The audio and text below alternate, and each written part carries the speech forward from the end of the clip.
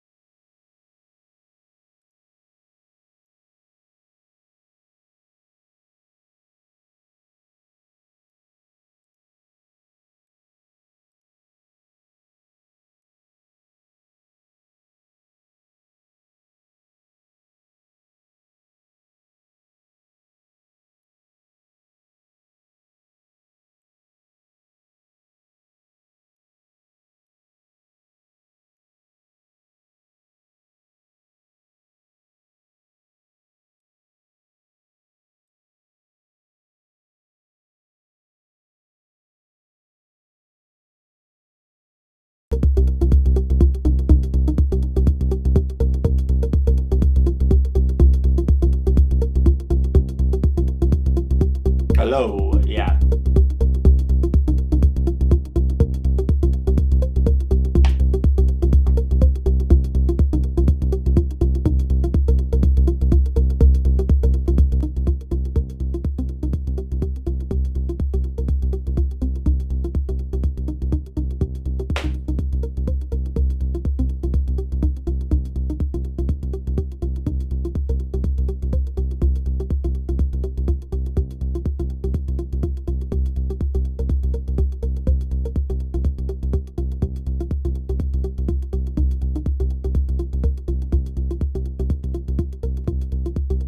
There we go.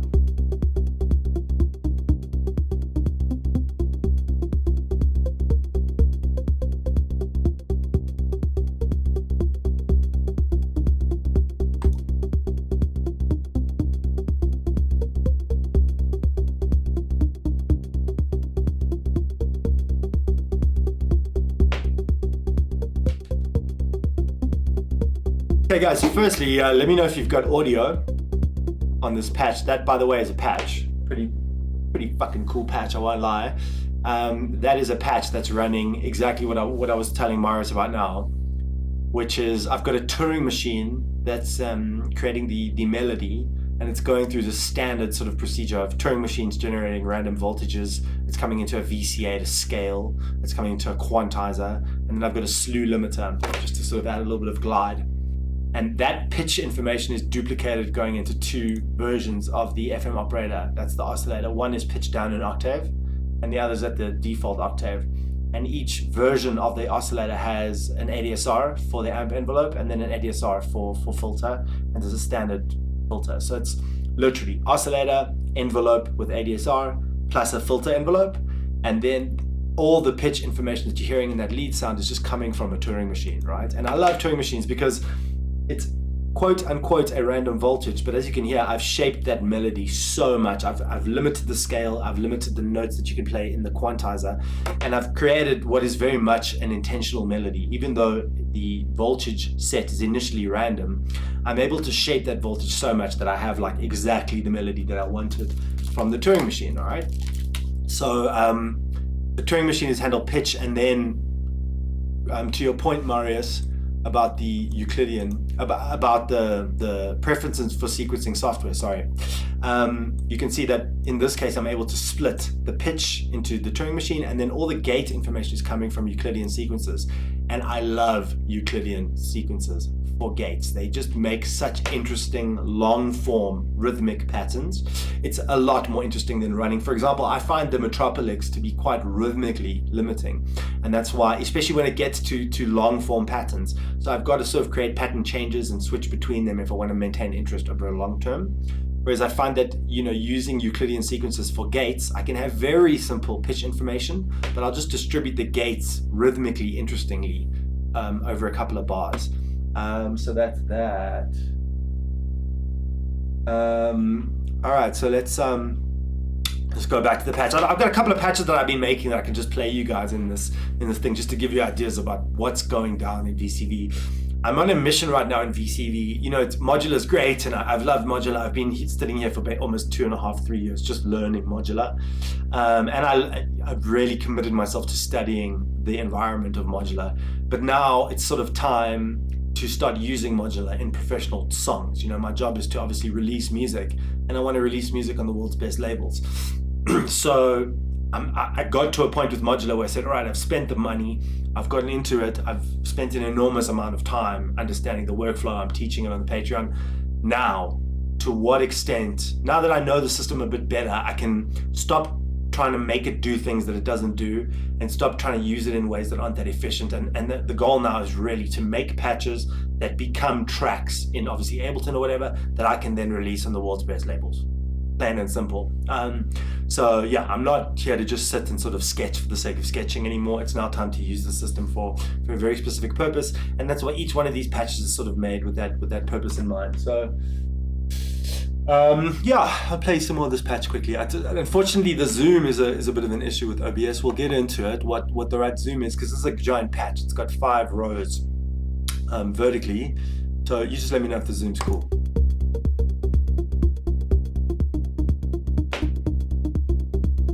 And I've actually got in this patch, I set up knobs, and instead of it opening, because you can open the filter, and then you get these crazy artifacts.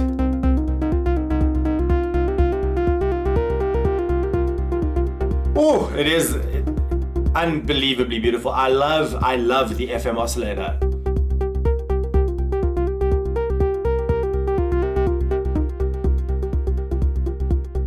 But what I was saying is that instead of just traditionally opening the filter, I've set up knobs, which is a really simple way to open up more than one parameter at a time.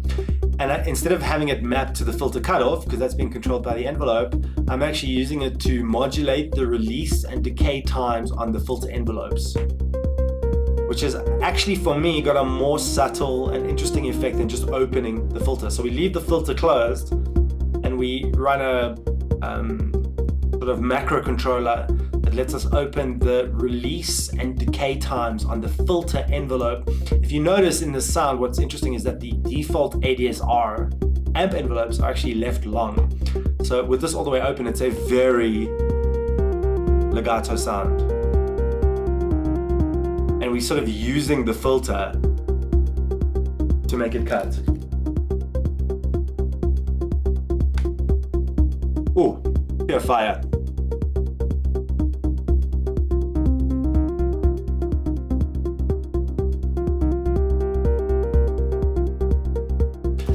All right, and I'll show you a couple of other things about this patch. I just want to show you quickly. Let me stop this. I just want to show you quickly that this is a sequence. Coming back to, because there's no other questions yet. Coming back to your question, Marius. This is a sequence that I would consider to be a really kind of well-defined lead sequence. It's very definitive. It's very distinct. It's very like, wow, that's the main element of the song. And that's something that I've struggled with so much with the hardware sequences that I've had, is they're all amazing. They all make really cool sounds, but making something like this, which is like, ooh, that's the lead. That's kind of why I got into modular, because I wanted leads. I wanted to be able to write really interesting thematic, defining phrases for my tracks. And a lot of stuff that I have, especially when it's just one sequence that repeats, it lends itself to being sort of more background material, like background arpeggiators or background textual stuff, which again is great. But my interest is always in that one fucking incredible element that makes things, just sound very distinct. Now, I mean, because we're here, we might as well just talk about some of the architecture of this patch, because it's quite interesting. I don't know if you guys can hear that there's a very unique sound to the oscillator itself. I could actually show this to you. Firstly, let's just feel that voltage there. All right, so I'm going to zoom in a bit. Let me see what this looks like. Can you see the zoom?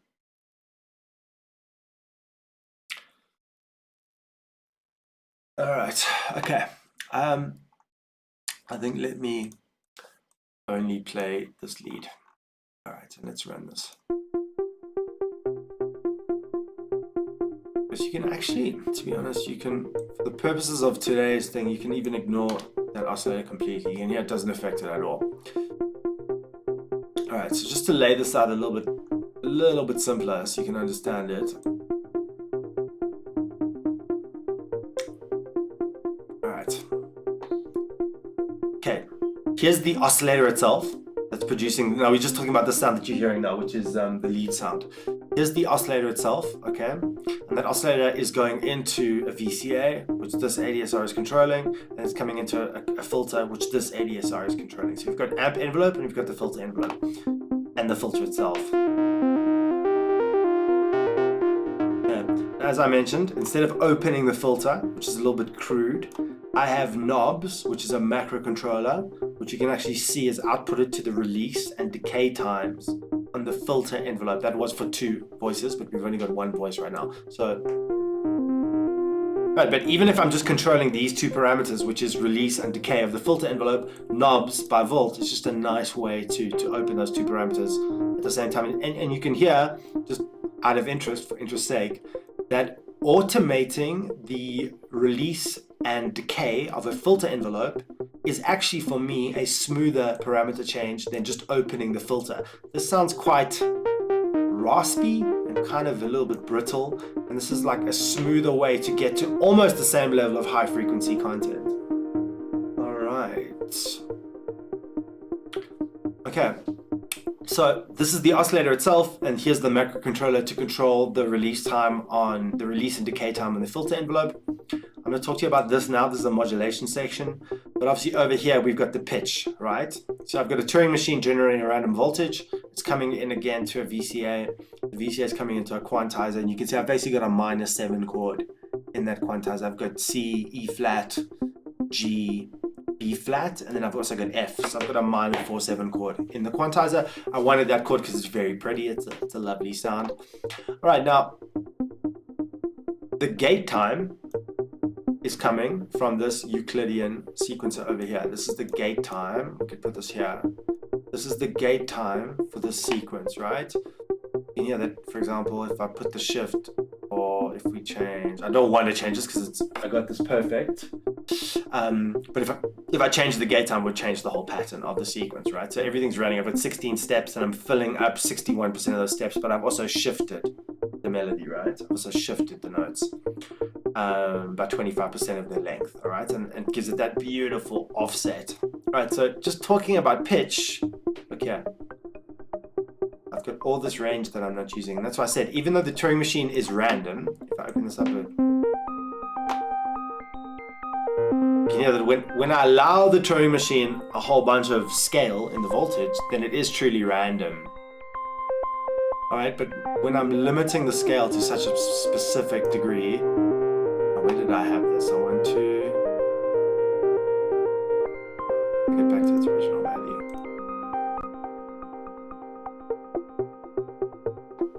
I don't remember. The original value is 18.8% on the VCA. All right, so that's its original value. You can hear that when I open up that VCA, it's got an enormous amount of range. I'm just not letting that range through. I'm really, really doing a lot to control the range. Now what's so cool is, the reason why this is so dynamically, rhythmically interesting is because I have 2 Euclidean sequences. So this Euclidean sequence is running the gate time for that main lead that you're hearing, and this Euclidean sequencer, which is also in 16 steps but has a different number of hits filled, it's running the gate time for the bass. So here's the bass. It's such a beautifully complementary rhythmic relationship. Let's put the kick in.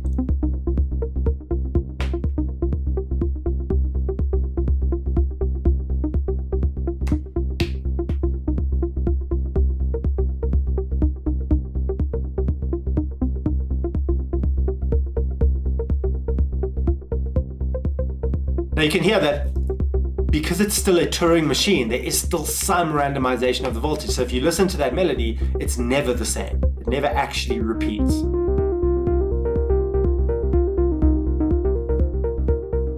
leave that decay open a little bit.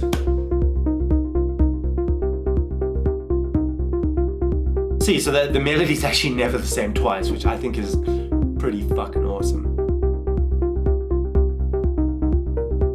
Okay, so you see, we could literally go on like this forever, and the melody would never be the same. All right, guys, I think that's enough of that patch. Unless you guys have any more questions about that patch.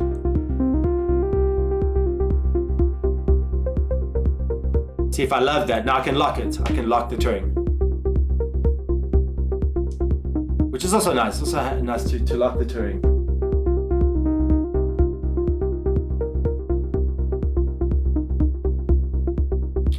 What I love, just the last word on this patch, is it's so simple, but it's so emotive because of those two complementary Euclidean rhythms. The sum of the two parts is this polymetric, it's not polyrhythmic, but it's polymetric phrase that just keeps the brain guessing rhythmically. And for me, it's quite engaging over quite a long time. And then there's a nice little bit of modulation on the oscillator itself. Last thing, which we'll discuss, because I've actually done this in a video for you guys, is, I don't know if you guys saw, but I've got a very, very cool thing happening here on the oscillator. All right, I've got something happening on the oscillator, which is modulating the FM of the oscillator. I mean, it's the FM up, so it's made to sort of get frequency modulated. So I'm inputting a voltage here to modulate the FM, which I've got set to like 15%. And it's actually another oscillator, all right, which is an FM oscillator that's running at exactly 1046 hertz, which is C in the fifth octave, and it's sending out a little signal which is actually modulating the FM. So if we listen to that one last time before we get out here into another patch, I'll open up that VCA. You can hear that when it lets this gate through. This is the same gate that's triggering the filter envelope, but it's got a Bernoulli gate on it. So it's basically got chances in the way. It's got a probability of not occurring. And when it occurs, it lets this FM oscillator through to modulate the FM. All right? And you can actually hear it's such a fucking nice tone. I'll just increase. You can hear what the FM's doing. It gives it that like ring modulated, FM modulated, hollow metallic feeling. And because it's at this exact frequency, it's also ringing it. It's creating like a resonance at one of the core frequencies in the scale. So if you use this kind of FM, highly recommended to do it in a musical way, where you actually work out what key you're in and you use a frequency to modulate the FM that's musically related. Okay, so you can hear that. It's got this really nice FM-y, digital, hollow, I don't even know how to explain what that sound is with FM. Oof, it's so good.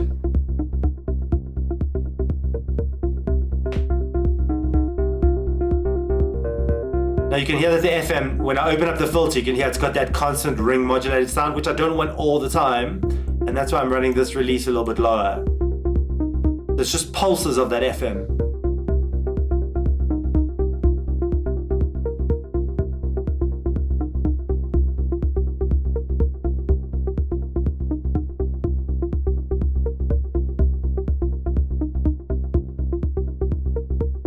All right, enough about that patch. So if nobody has any questions, I'm just going to keep on going and showing you guys different patches. I've got another really cool idea for a patch we can build. You guys want to see it? But let me know if you have any questions, man.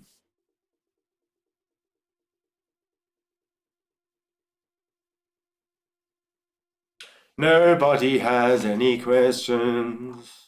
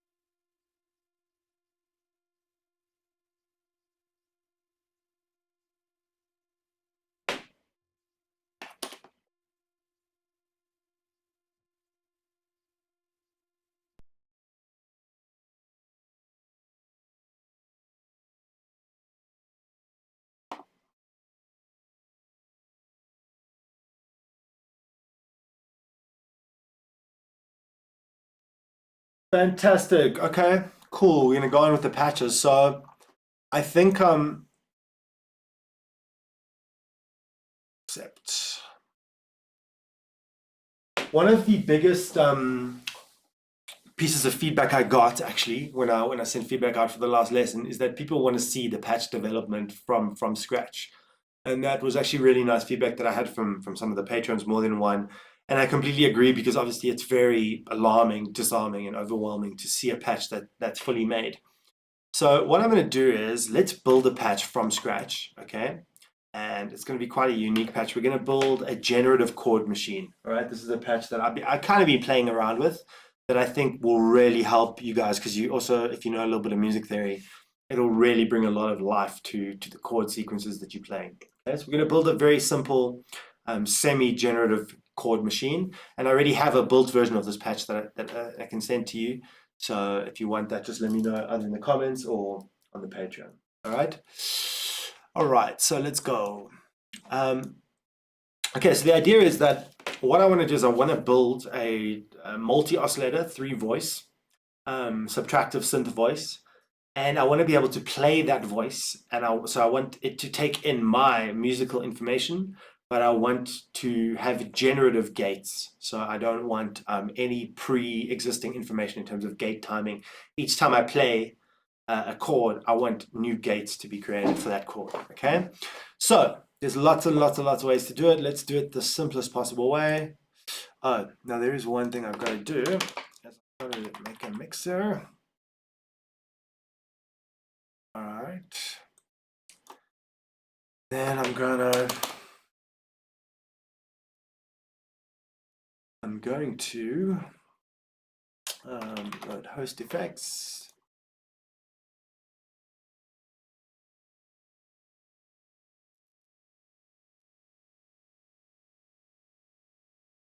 All right.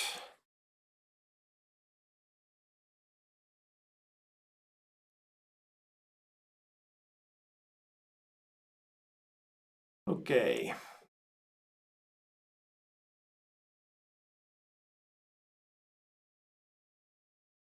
Okay, so let's make my oscillators. I'm going to start with Plats, and I'm going to use Plats in FM mode.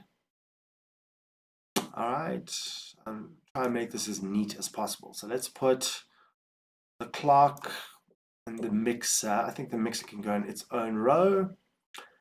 And I think we should probably, yeah, let's just leave that. Let's probably get a Mix 8 extension so we can get some sound effects.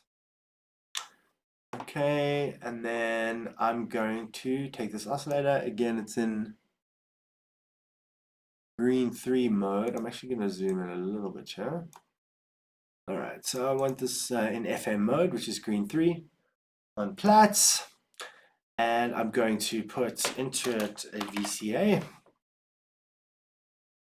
All right, and then I'm also going to put a VCF, the old one, and I'm going to put an ADSR.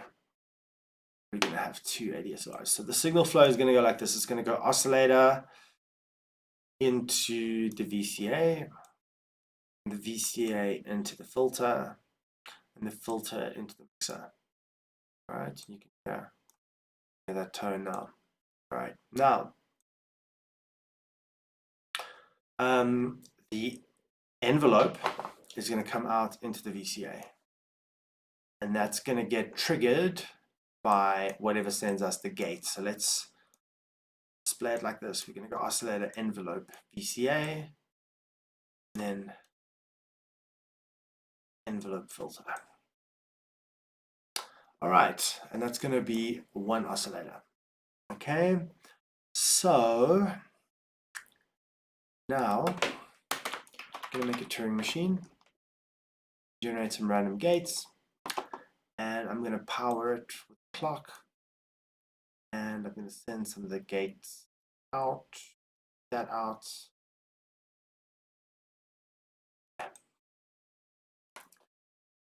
Right, we're going to have sort of a longer release time.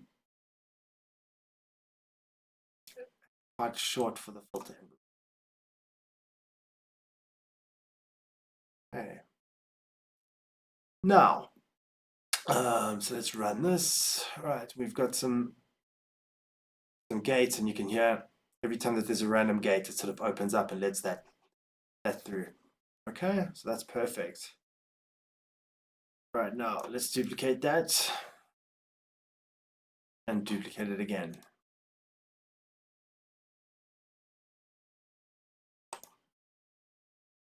Okay, so same story. In each case,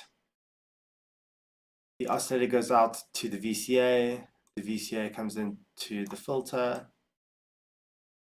and we have envelope 1 controlling the VCA. We have envelope 2 controlling filter cutoff. Okay, so that this is going to get a gate from one of the other random Turing gate outputs. Right. That. Okay. And this output is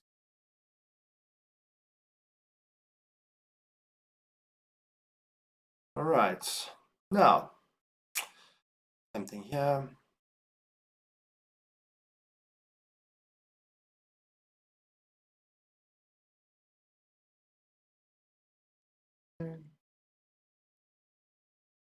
This inverse that, and this is also going to have its sequence from a random gate. Maybe a bit more often this one. Boom, like that. Okay.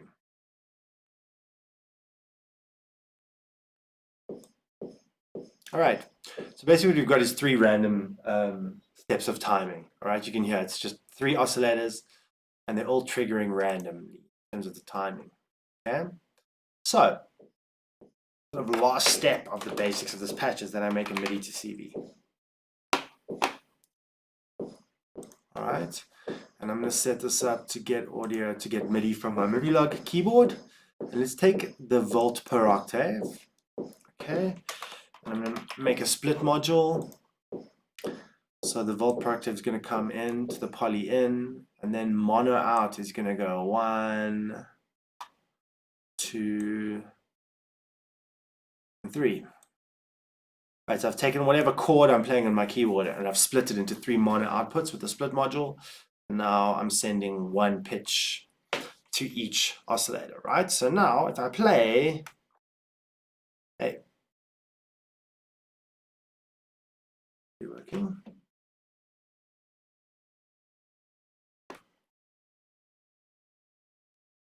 Hold on. Oh. Aha.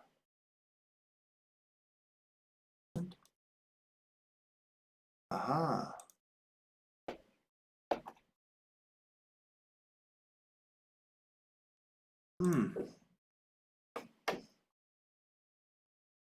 There we go.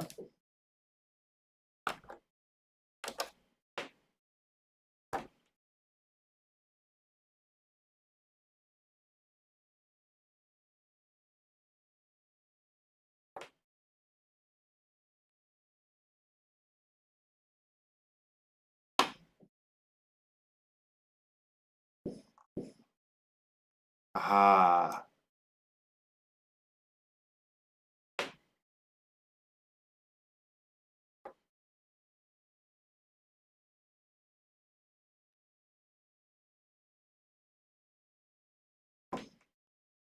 Just gotta get the voicing right.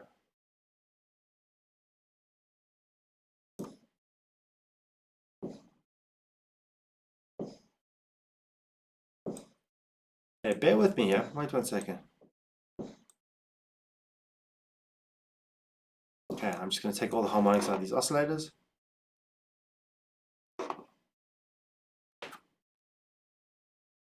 Oh, hold on. Madness, nightmare. What do I want to do? There we go.